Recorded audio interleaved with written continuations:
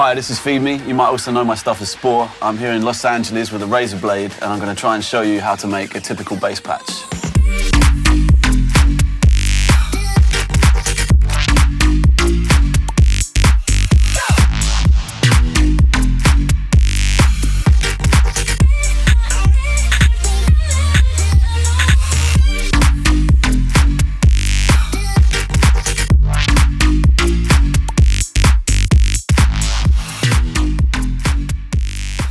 I'm using Serum, which is made by Steve Duda.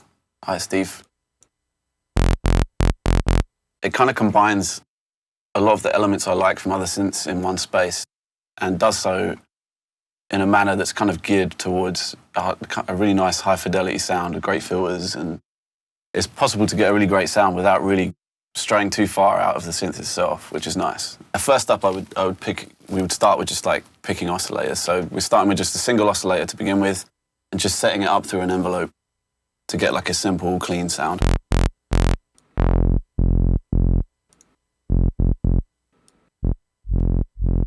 Serum has some quite nice like filter drive settings and ways of kind of thickening the filter, putting a little bit more character into it. And already you can get quite a nice, almost analog feel to like a simple saw.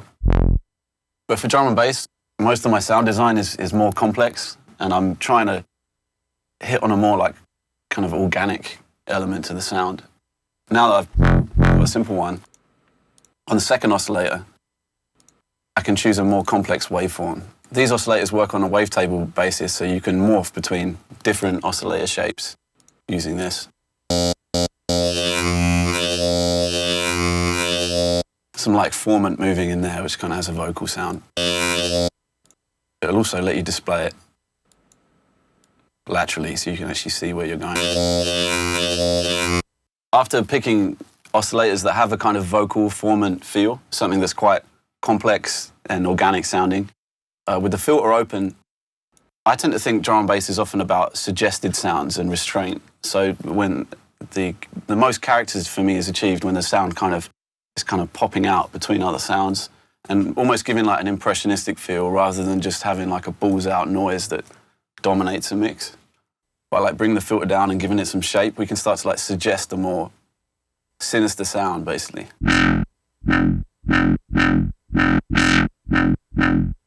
Just more of the sort of movement I'm looking for. This is the second oscillator, so what I'm looking for is the kind of vocal element. I've set it up to an envelope and an LFO to give a non-perfectly repeating movement with the filter. I add back in the saw. The saw will provide a thick and consistent level of bass to the sound. I can also add some unison in Serum. It's nicely organized. Start to kind of concentrate the sound, but also give a little bit of stereo spread and some detail. Serum's effects unit is where it's going to start coming a bit more to life. So Steve's done a really nice multi-band setting, which will quite quickly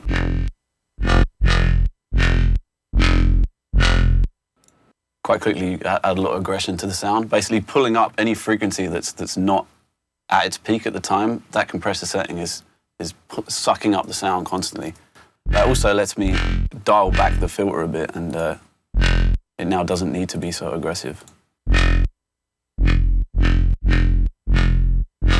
At this point, I've got what I think is starting to sound like quite a nice, tidy sound. It might not sound particularly expressive yet, but I kind of build this up slowly rather than just trying to squeeze the life out of it to begin with. And I think maintaining some sort of dynamic feel to the sound is important in using it as an expressive element rather than just, again, like a brick of noise, which I hate. I'm a big fan of Isotope Trash. I don't think there's many tracks I haven't used this on over the years. There's two elements working here. There's a filter, which is designed to envelope over the peak. I can basically assign a peak and then tell it that when the amplitude hits a certain level, the filter's going to start moving across to the other assigned point. So by moving this, I can increase the resonance and get quite a cool feel to that. And then Trash will also let you work in a multi-band element with distortion, which I like because that will allow me to kind of add a lot of grit and presence to a certain area of the sound, but also maintain other areas relatively intact and leave them usable. Because it's quite easy to quickly destroy the sound too much, and you'll start have something that has either too many harmonics in it and it's difficult to mix, and it starts to kind of lose its position in the track quite quickly. So I quite like being able to select a band and work specifically with distortion. I've done some distortion just in this kind of low mid-range. That'll initially add some mud to the sound, but as you'll see, I'll kind of remove that in a minute. So it's kind of a fold back drive setting there. It's able to adjust the band. I'm going to focus in on that. I've then just got a really basic compressor running on it. It's just Fruity Zone 1, not doing anything complicated other than just really squashing the sound.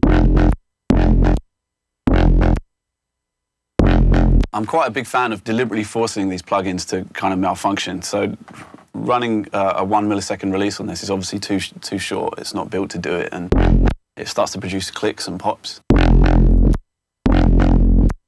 But I actually kind of like that sound. It's almost sticky. And if you start working on top of those sort of things, you'll start to develop all these artifacts that can actually sound, they start to take the sound more out of the box, really, and start to sound like something that's more complex and interesting. Then, of course, I've got a lot of low mids, so this is my favorite EQ in the world, Gliss. It responds dynamically, so as well as being a straight parametric, you've also got a dynamic response element, so it'll actually wait for a transient or an element of the spectrum to appear and then respond to it basically in a multi-band compressant fashion, start to bring it down slowly. So here's my actual parametric line, and then the red line represents the response at the given time. So you see it starts to modify the sound after it's reached a certain amplitude. I can turn that off completely and have it work as a straight parametric, and you'll see the red line drop down to match it. So using this, I've tried to remove some of those low mids and keep a kind of larger, more aggressive sound overall. Kind of broadly speaking, scooping the middle out of a sound will generally make it sound larger and further away. That's what I'm going for here. Then I've layered up another Trash, doing very similar things to the first one.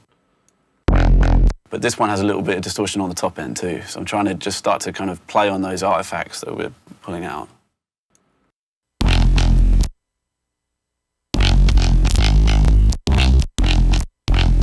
When I started making these sort of sounds, I didn't have anywhere near the computing power that I have now, and I'd already be maxing out my CPU 10 minutes ago. So a lot of the time I was kind of forced into a situation where I would have to continuously resample sounds and work on top of them over and over again. But over the years, I found that was actually quite a useful process, because it makes you like lock off an idea and keep it and archive your work, and then that will also give you a nice library of sounds you can always come back to get a feel of how the track's going to start sticking together. I've sidechained quite aggressively the bass to the kick and snare. I wouldn't keep this like this for engineering purposes, but for a creative period in the song when you're just kind of messing around trying to get a feel for it, doing like really aggressive and extreme things with automation and sidechain kind of for me makes the track start to appear in my head. So at this point, it's just about having fun and seeing how you get on.